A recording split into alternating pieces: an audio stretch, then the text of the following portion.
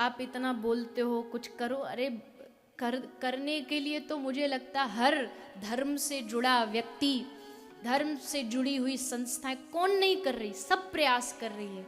लेकिन ये प्रयास तब तक पूर्ण रूप से सफल नहीं होगा जब हर व्यक्ति, चाहे वो भारत में रहता हो, चाहे भारत से बाहर रहता हो, जब तक वो स्वयं संकल्पित ना हो कि नहीं, भारतीय चाय तो क्या नहीं हो सकता। आप सोचिए कितनी बड़ी सभ्यता है पूरे विश्व में भारतीय चाय तो क्या नहीं कर सकते। बस वो चाह जगानी है। इस गौ माता की रक्षा के लिए आप सोच नहीं सकते कितने साधुओं ने अपने प्राणों का बलिदान दिया। इतिहास का सबसे बड़ा गौरक्षा आंदोलन परम पूज्य प्रातस्मरणीय श्री करपात्री जी महाराज के द्वारा चलाया गया।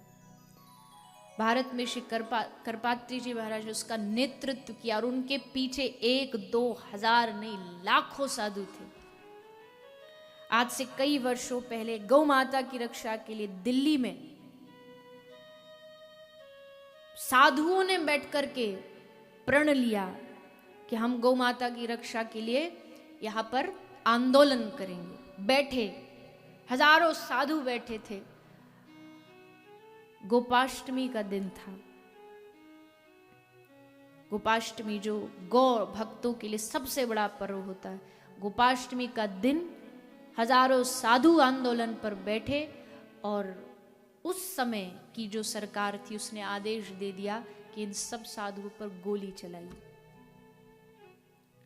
सैकड़ों साधु मरे उसमें, गोपाष्टमी के दिन गायों की रक्षा के लिए। मेरा शायद जन्म भी नहीं हुआ हो, लेकिन आप सोचिए उन साधुओं का बलिदान, उन संतों का बलिदान क्या ऐसे ही व्यर्थ जाना चाहिए जिन्होंने गौ माता की रक्षा के लिए अपनी सीने पर, छाती पर गोली खाई।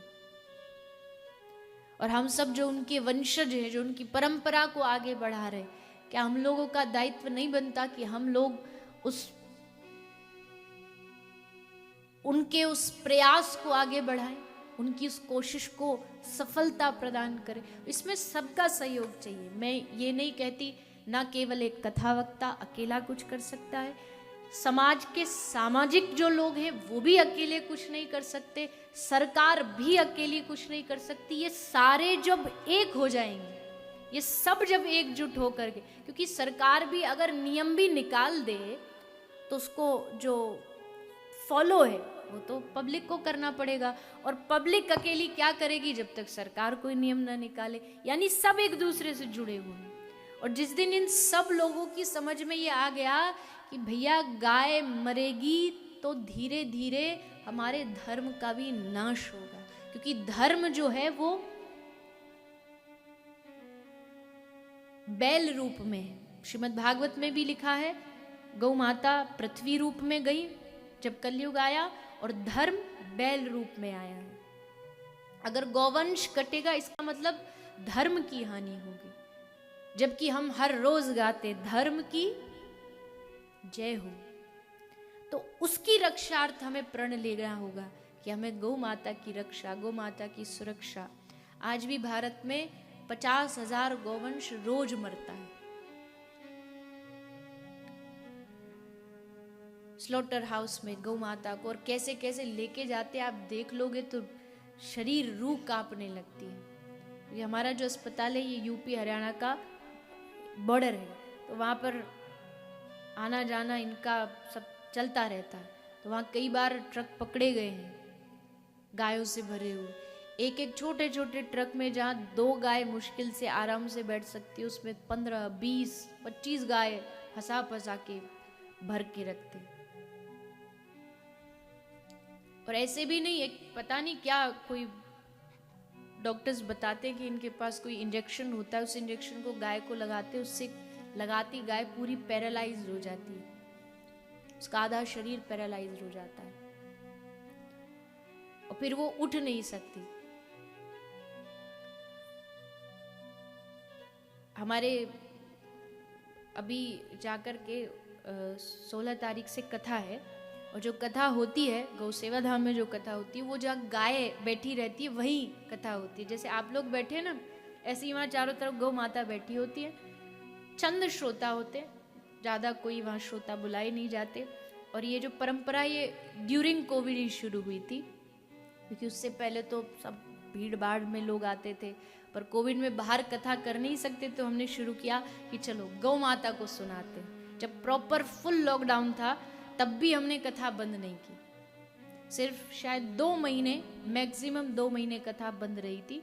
उसके बाद फिर हमने गौ माता को कथा सुनाना शुरू कर दिया। वहीं चारों ओर गाय, बीच बीच में कोई गाय का बछड़ा रंभाता है, कोई गाय की घंटी बजती है, ऐसे एकदम लगता हाँ आनंद। तो उस समय तो हमने इसलिए शुरू किया क्योंकि उस समय स्थान का अभाव था, हमारे पास कोई हॉल वॉल नहीं था जिसमें सत्संग हो सके। अभी तो हॉल अंडर कंस्ट्रक्शन है, लेकिन अभी भी मेरा भाव है, मैंने ये कथा में भी, पिछली कथा में भी अनाउंस किया था कि भले हॉल बन जाए, भले बिल्डिंग बन जाए, हम उसमें एवरी मंथ एक कथा करेंगे, लेकिन साल में 2-3 कथा हम ऐसी करेंगे जो गायों के ही बीच में। भले हमारे पास सब सुविधा आ जाए, लेकिन कथा हम गौ माता को सुनाएं। तो अभी मुझे वहाँ से फ़ोन आया, बता रहे थे कि हमारा एक आईसीयू वार्ड है, अलग अलग जैसे हॉस्पिटल के वार्ड्स होते हैं, उसमें ऐसा एक आईसीयू वार्ड है। तो उसमें सारी जो गाय होती है वो सिर्फ वो गाय हैं जो उठ नहीं सकती। इवन कुछ गाय ऐसी होती हैं जो पानी भी खुद नहीं पी सकती, उनको वो बोतल में पानी भर कर के उनको पिलाया जाता है। वो पूरे समय बस एक स्थान पर पड़ी रहती है। उनके लिए फोर्क लिफ्ट है, जो मेनली तो बड़े बड़े जो होलसेल शॉप होती है उसमें यूज़ होती है सामान को उठाने के लिए, लेकिन हमने उससे गौ माता को उठाना शुरू किया। एक स्ट्रक्चर जैसा कुछ बनाया है, उसमें दोनों गाय के चारों पैर को फंसाते हैं, फिर वो फोर्क लिफ्ट जो है वो गाय को उठाती है। और जब वो गाय को उठाते हैं फिर उसमें नीचे चारों तरफ सेवक बैठते हैं और वो गाय की मालिश करते हैं, मसाज करते हैं। क्योंकि पैरालाइज तो आप भी जानते हैं ह्यूमंस में भी होता है, तो वहाँ भी एक ही ऑप्शन है कि आप उनको मसाज करें, उनको धीरे धीरे मसाज करके ठीक करें। तो कुछ गौ माता जो इनिशियल स्टेज में होती हैं उनका तो हो जाता है, वो खड़ी हो जाती है, लेकिन कुछ गाय ऐसी होती है कि आप लाख प्रयास करो वो हमेशा पूरी लाइफ ऐसी बैठ करके उनका जीवन गुजरता है। और सोचिए इतना विशाल शरीर, जब गाय उठ नहीं पाती हैं, एक शरीर पे उनको हर सुबह शाम बदला जाता है, करवट जिसको बोलते हैं हिंदी में, एक बार इधर एक बार उधर। लेकिन इतना करने के बाद भी कई गाय ऐसी होती है पड़े पड़े उनका पूरा शरीर में घाव हो जाते हैं। और ये करने वाले कौन है? ये करने वाले मानव ही है। उस गाय को यहाँ तक इस दशा में पहुंचाने वाले मानव ही है कि गाय को इंजेक्शन लगाया और गाय पैरालाइज हो गई। तो ये चीजें देख कर के हृदय में बड़ा कष्ट, बड़ा दुख होता है। कोई मैं गौ सेवा से जुड़ी हूं इसलिए नहीं, लेकिन मानव को मानव कहलाने के लिए मानव जैसे कार्य भी तो करने चाहिए, वरना मानव और दैत्य में भेद क्या रहेगा, अंतर क्या रहेगा। मैंने आपको वो एग्जाम्पल दिया था, गोली मार दी, कुल्हाड़ी मार देते हैं गाय के ऊपर।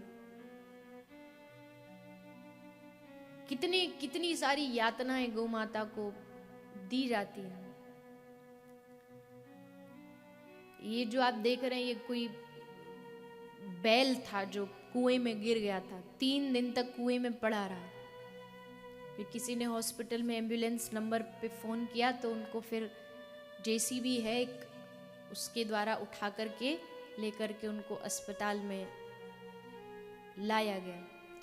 और कोई गौ माता की हमारे क्योंकि हॉस्पिटल है तो स्वाभाविक है मृत्यु तो होगी, तो उन गौ माता को पूर्ण रूप ससम्मान हम पूरा वहाँ पर पुष्प डाल करके उनकी आरती करके उनको वहाँ पर उनके शरीर को वहाँ पर विसर्जित किया जाता है, ताकि कोई गौ माता ऐसे कहीं भी सड़क पर जा कर के न फेंकी जाए। कोई कहीं भी, उसका एक प्रॉपर स्थान है, वहाँ गौ माता को विसर्जित किया जाता है।